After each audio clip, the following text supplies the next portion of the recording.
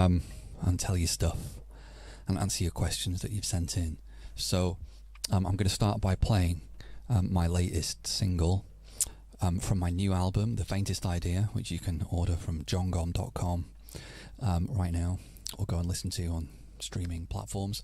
And this song is called Dream Factories. Ready? Okay.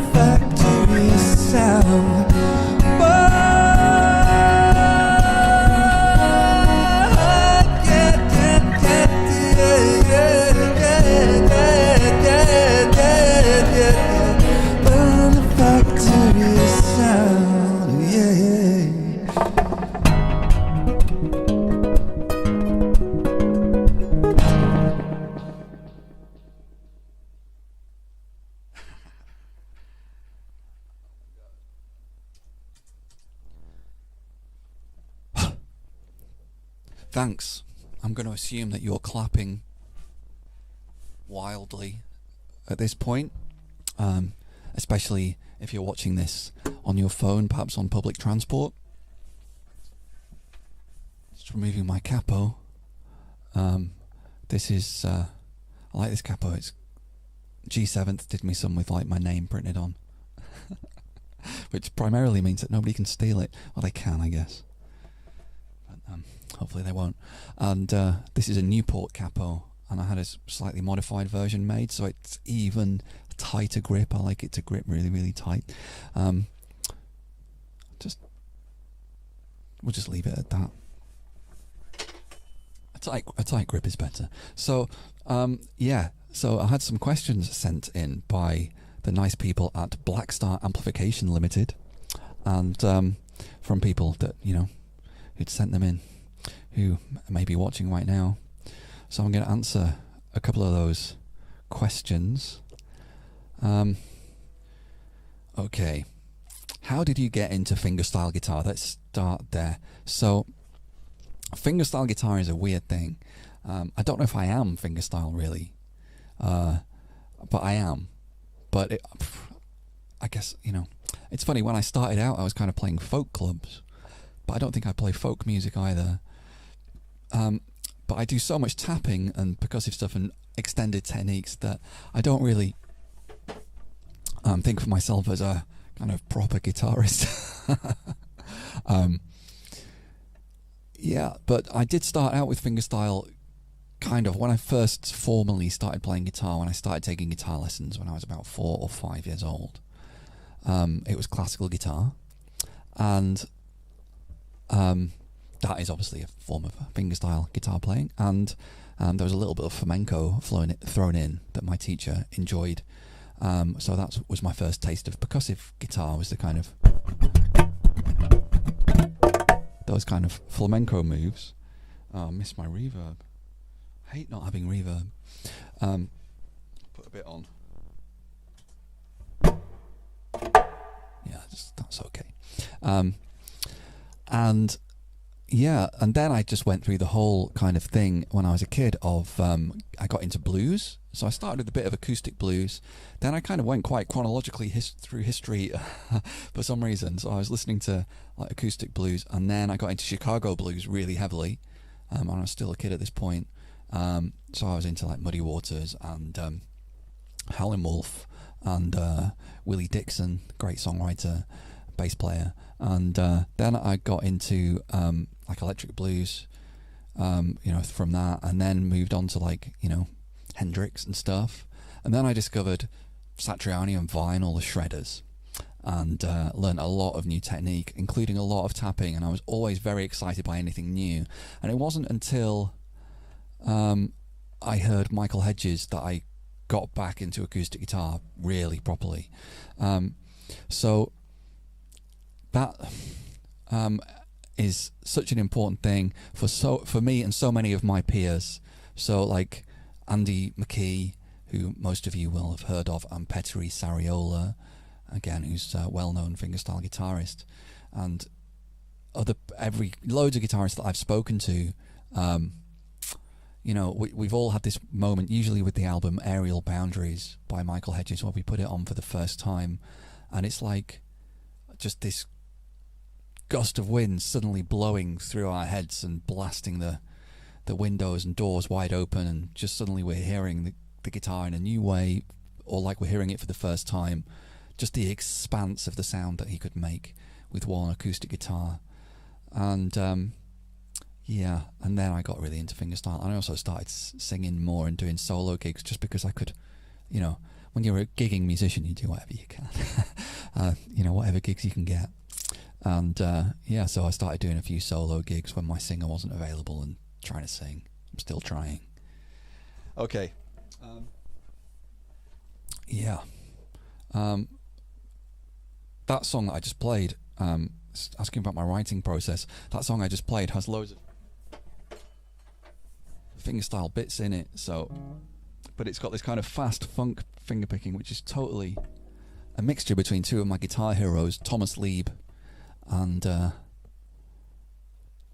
Don Ross. Thomas Lieb, I don't know if he likes it when I call him one of my guitar heroes. I think, it's nice for somebody to say that, but I think I'm a year older than he is, so it makes him sound like he's really old. But whereas the other guy I was going to mention is Don Ross, and he's ancient, so it doesn't matter. Oh, I'm just joking, Don. But yeah, the riff, this. So it's a straight mix between Don Ross and Thomas Lieb. It's a straight 50-50 mix between, riffs of theirs that I've sandwiched together. And I love doing that. I love kind of just being a magpie and, stealing techniques. And hopefully that's so much of being a guitar player is about doing that. It's such a wonderful joy to do that. And because those guys are both my friends now, I'm lucky enough to say, I feel really nice when I play it because it's like they're here with me. Let me answer another question. I was talking a bit about composing then. That was, I'll move on. Let me answer another question. Do you have a new signature guitar? Yes, I do. Well, it's nearly ready. It's nearly ready. This is a prototype, so it's not totally perfect.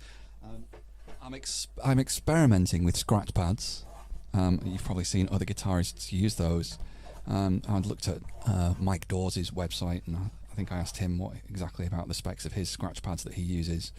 And so I've got 2 scratch pads here, which I never used scratch pads before. I just scratched the shit out of my guitar, but I don't know if I want to do that with this one. And not everybody does want to do that, and it'd be quite nice if people could get scratch pads. If they bought one of these guitars, they could get themselves some scratch pads that fit straight on it. You don't have to, try and carve them yourself, like a carpenter. So, this is my signature Ibanez, but this is, like I said, a prototype. And I recorded most of my new album on one of these, not this particular one. One that I recorded it on has slightly different pickups because we hadn't designed this pickup system yet. So this has I don't know what I'm allowed to tell you. I want to tell you. I really want to tell people, but I don't know what I'm allowed to say. But basically, I've designed this guitar with Ibanez. Obviously, I helped, and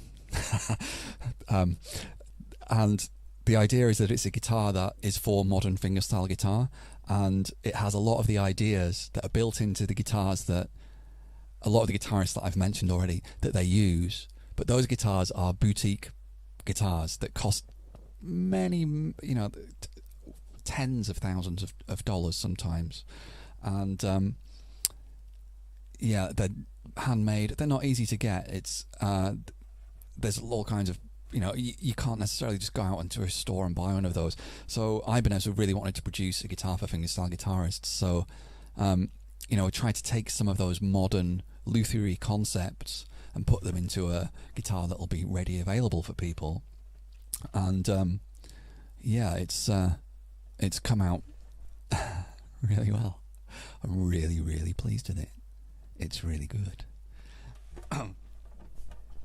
So let me answer one more question, because I don't want to be here boring you. So I'll answer one more question and I'll play another song. What is your favourite colour? So I'm a dad now, and you don't really know what your favourite colour is when you're an adult. You forget or don't care anymore. My daughter's favourite colour is pink, but she has pointed out what my favourite colour is, which is black. I always wear black. My new guitar is black, and so I'm just emo. I can't escape it. I'll answer one more question. How do you think the music industry has changed for DIY artists? It's really hard now. It just gets harder and harder and harder and harder. I'm sorry. But you can still do it. Go for it. Okay, so I'm going to play a song called Deep Sea Fishes.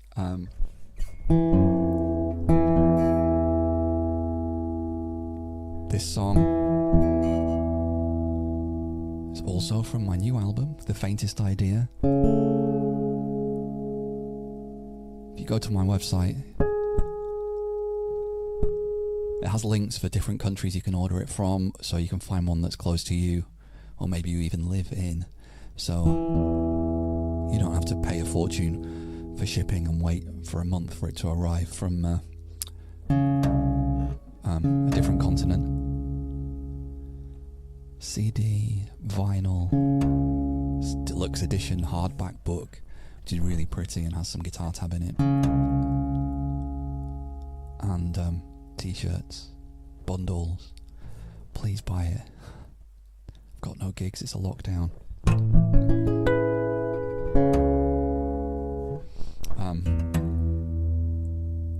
I'll check in on the comments afterwards and reply to a few. So I just need to change my pedals, and I'm going to play Deep Sea Fishes and then say goodbye. So thanks very much for watching. I'm just going to change my pedals.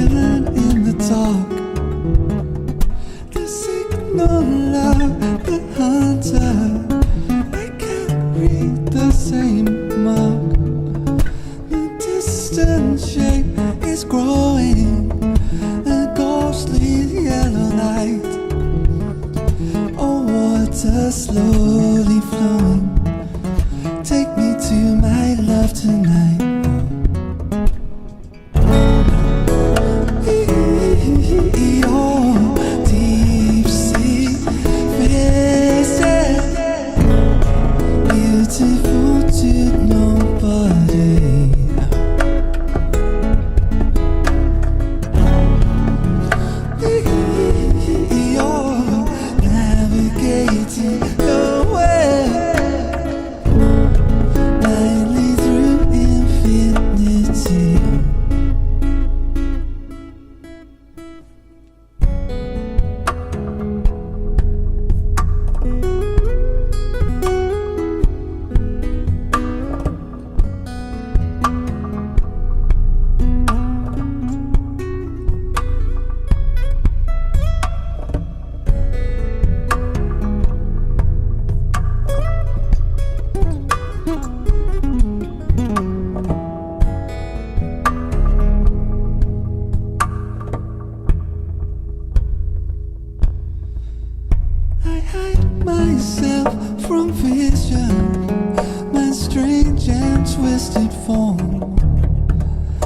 see your own reflection.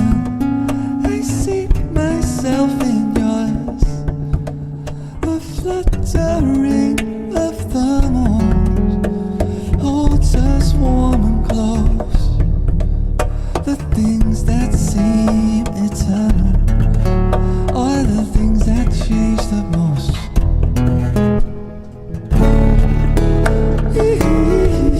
Your deep sea fishes, beautiful only to me.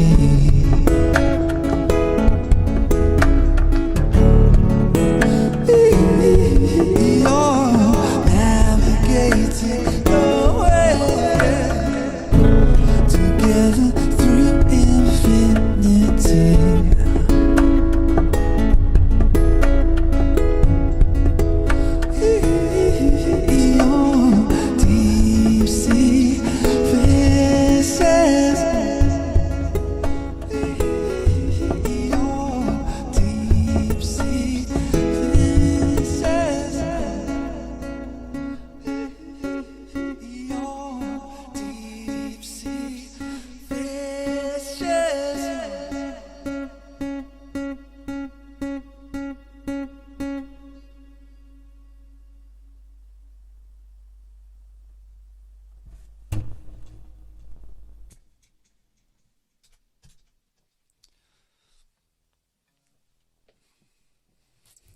Thanks for watching. Cheers.